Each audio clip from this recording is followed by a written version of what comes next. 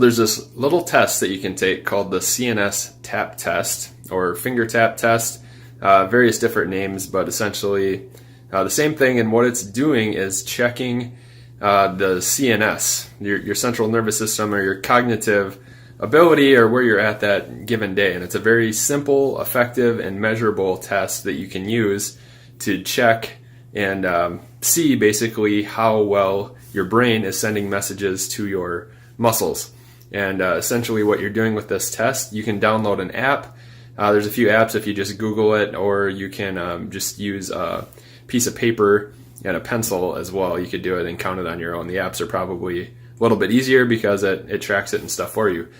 But basically what it does, so like say you were going to use the piece of paper with a pencil, right away in the morning when you wake up, you just set a timer for 10 seconds and you just see how many dots you can put on that piece of paper within that 10-second time frame. And that would be your baseline.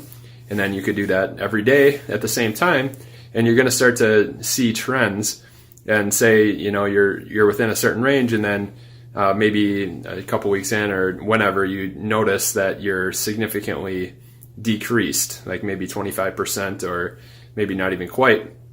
But that's going to be a good indication that your CNS or your nervous system is fatigued, and how that relates to you and your training or your performance is you're probably going to want to go a little bit lighter that day if you're training, or whatever your activities are that day, maybe be a little bit more friendly on yourself because you're not performing at your peak. So maybe you need a little bit more sleep, maybe you need some rest or a recovery day, or maybe your nutrition's not on point, maybe you're stressed. Whatever the factor is, it's just a real quick way to check how well your nervous system is working.